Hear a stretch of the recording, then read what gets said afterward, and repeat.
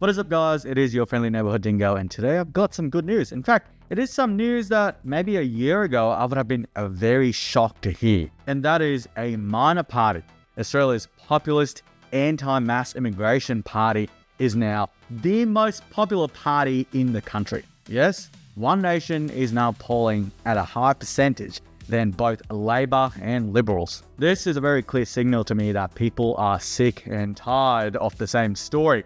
They are sick and tired of the same excuses, and they are sick and tired of politicians lying to their faces about things that are so obvious to the rest of the Australian people. Now, a lot of people obviously would say, oh, One Nation doesn't have anything to offer apart from their immigration stance. Well, it seems like immigration and the downstream impacts of the Albanese experiment of bringing over 1 million people in a very short period of time without building enough houses in this country is actually causing a lot of issues for people who actually live here. Now, it is easy to just say racism or whatever it is that these leftists use as excuses to essentially strawman you out of the actual arguments that could be made. Now, of course, One Nation at this level is still relatively new, I would say. We don't know how they would perform in government, as they have never been in government before. And obviously there is a lot more time still until the next federal election. And things could change in that time period, I admit that. So if you look at this chart here, we can see One Nation is polling at 32%, the Labor Party, the incumbents, 28.5%,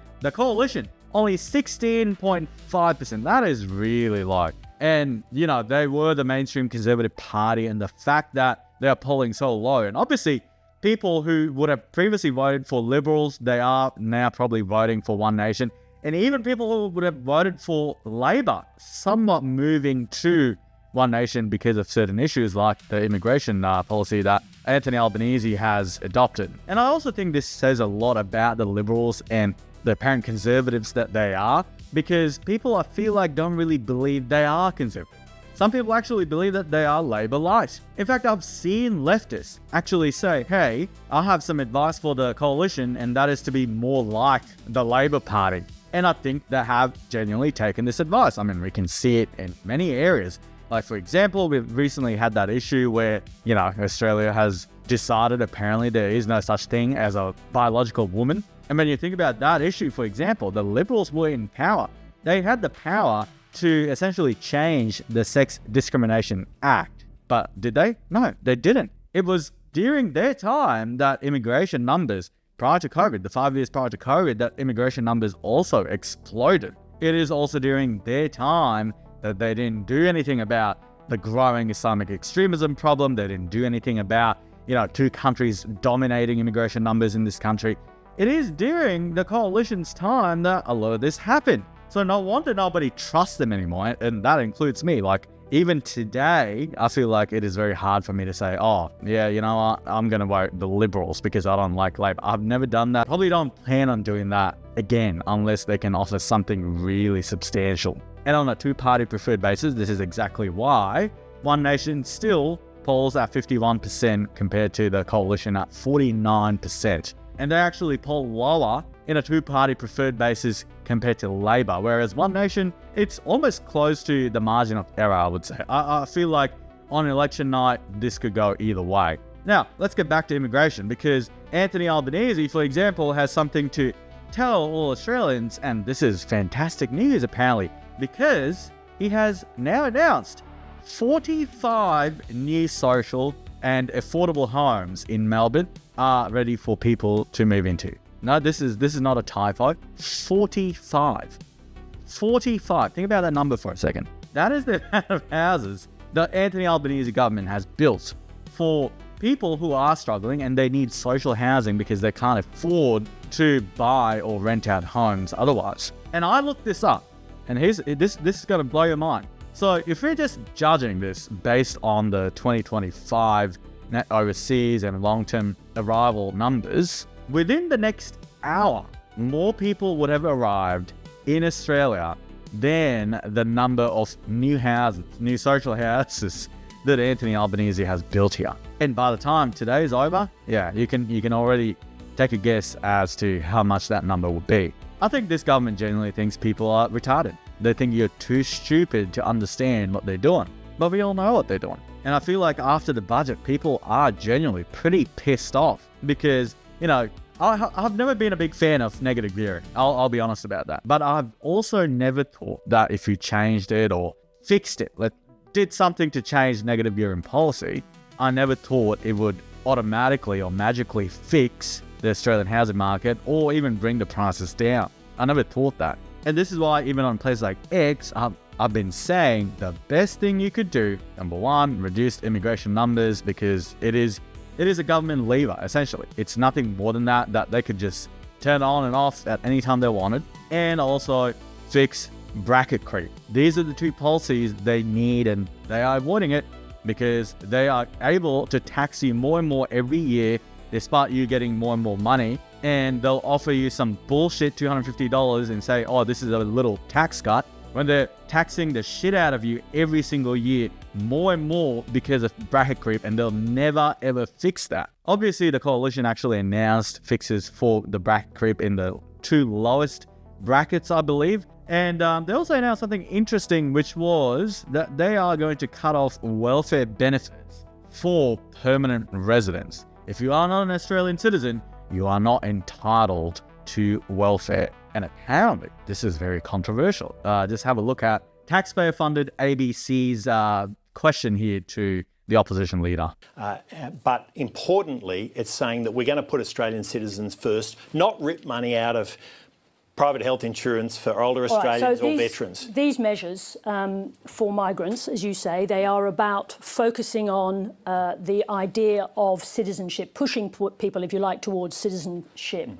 However, for some countries, particularly people from China and India, in order to become Australian citizens, they have to renounce their Indian or Chinese citizenship. And there are grave concerns amongst people in that community that they would lose assets. Now, what's your message to the very large Indian and Chinese diaspora this evening, listening to you saying that you will force them to give up their citizenship if they want to receive any of these welfare benefits? You want them to give up those citizenships and potentially lose their assets. What's your message to them? We're not forcing anyone to give up anything, Sarah. We're saying that if you want access to the privileges of which we believe should be privileges of citizenship, you need to become a citizen. So you need to make a choice. So how is that controversial? So we're saying, I've spoken in depth about how we need to fix the fact that China and India, well, now it's flipped, India and China are the biggest sources of migration into this country. Even if they talk about diversity as our strength, this is not diversity, it's two countries. We need to cap that and pro-rata that so that our immigration system is a lot fairer and more equal. We don't want to say, immigration and literally every single person coming in is either from India or China. That's not fair. And that, I believe, does not add to this country. These are the two most populous countries in the world. And just because it is easy to get people from these two countries doesn't mean that we should. Why don't we take some people, from South America, at least? Maybe the Socceroos could be a lot better after a few years. Anyways, going back to this topic. This is really, really crazy to me, because essentially what we're saying is there are people with assets. These aren't poor people. These are wealthy asset owners who have assets in India and China. Obviously, these two countries don't offer dual citizenship, so they can't be a citizen of India and Australia. They have to choose. And we're saying they have houses or shares or whatever back in China and India, and yet they want access to welfare in Australia, which is why they don't choose to be Australian citizens and they just, ride it out as permanent residents. This is bizarre. This is insane. This is fraud.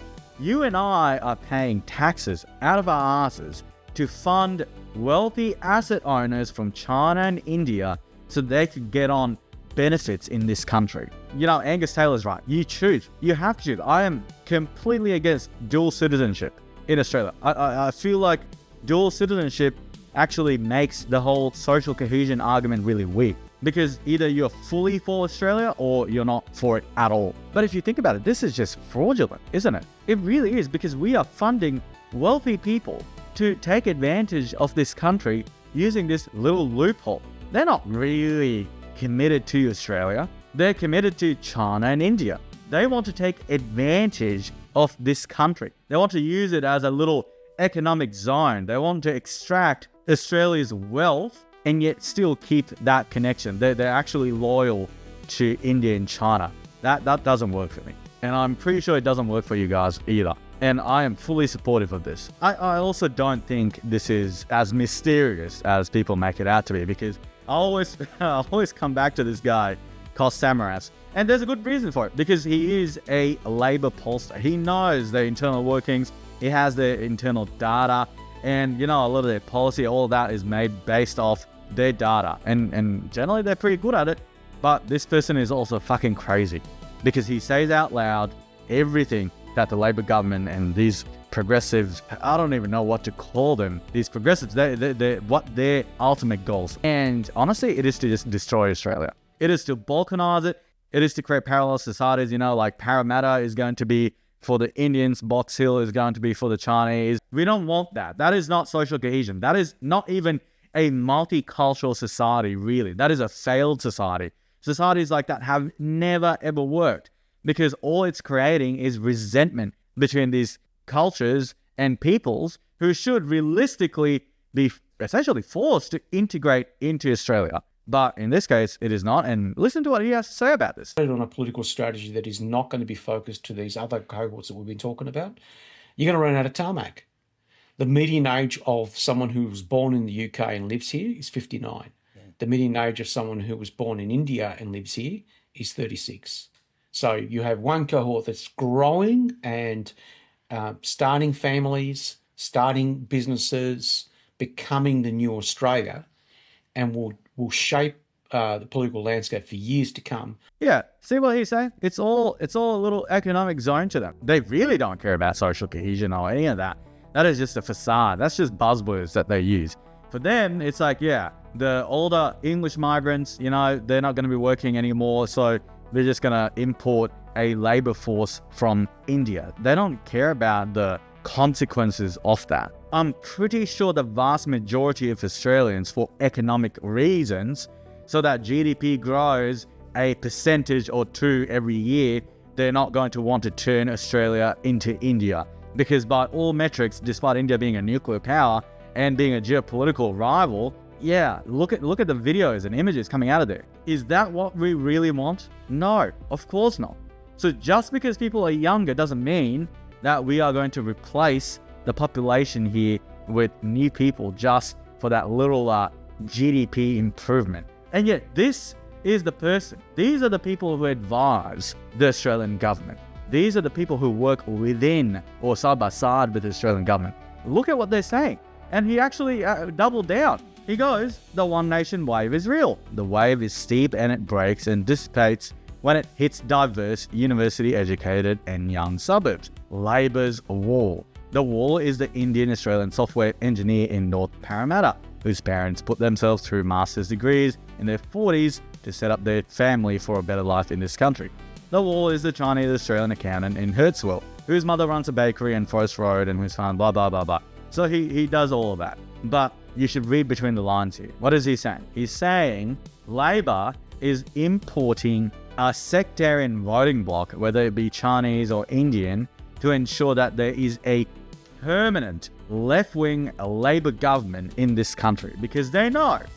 And I've shown you guys videos before where we have seen what a lot of these new migrants, especially what their favorite policies are, like chain migration. So what these guys are essentially saying is, hey, if the voter base is against our policy, what we're going to do is we're going to bring in a new voter base who will essentially vote for us and keep us in power. They are now openly saying it to you.